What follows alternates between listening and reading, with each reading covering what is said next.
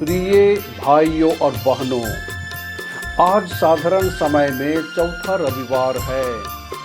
आज के रविवार के पाठ हमें यीशु की शक्ति के बारे में बताते हैं कि कैसे उसने अधिकार के साथ शिक्षा दिया और कैसे उसने एक आदेश या आज्ञा द्वारा बुरी आत्मा को बाहर निकाल दिया।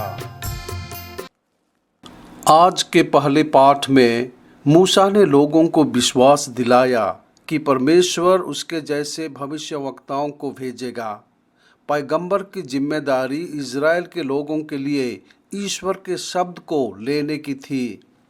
मूसा ने अपने लोगों से कहा कि ईश्वर उनकी बात को भविष्यवक्ताओं के मुंह में डाल देगा और इसलिए उन्हें वही कहना होगा जो ईश्वर उन्हें कहने के लिए प्रेरित करेगा। यदि कोई नबी अपने स्वयं के मानवीय शब्द कहता है तो वह नबी मर जाएगा, लेकिन अगर भविष्यवक्ता ने कहा जो ईश्वर ने उसे कहने की आज्ञा दी है तो लोगों को उसे मानना पड़ेगा। पैगंबर की बात मानकर लोगों ने स्वयं ईश्वर की आज्ञा पालन किया।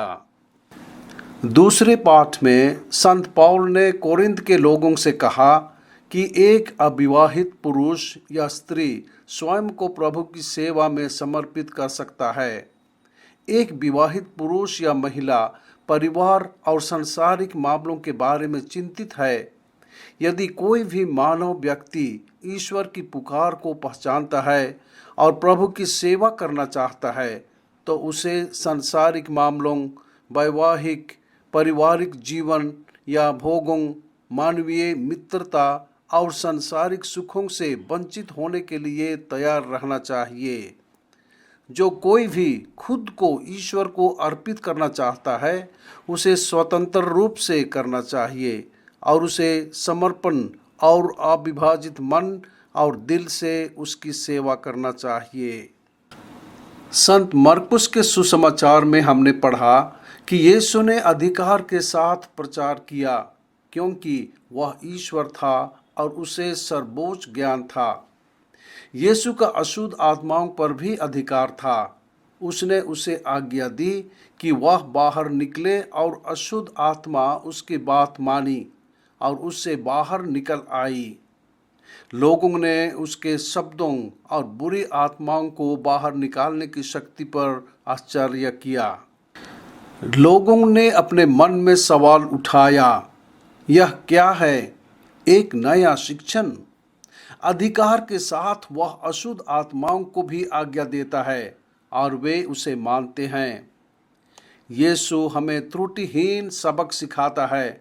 वह बिना गलती से हमें शिक्षा देता है और इसलिए हमें उसकी बात माननी चाहिए और उसका पालन करना चाहिए। यीशु जो भी सिखाता है वह हमें अच्छा जीवन जीने और खुश रहने की शिक्षा देता है। यीशु के पास दुष्ट आत्मा पर अधिकार है और इसलिए हमें शैतान, भूत, प्रेत, चुड़ैल या दुष्ट आत्मा से हमें कभी नहीं डरना चाहिए, लेकिन हमेशा यीशु के साथ एकजुट रहना चाहिए। हमें उसके साथ मिलकर रहना चाहिए और बुरी आत्मा हमें कभी भी नुकसान पहुंचाने नहीं सकेगी।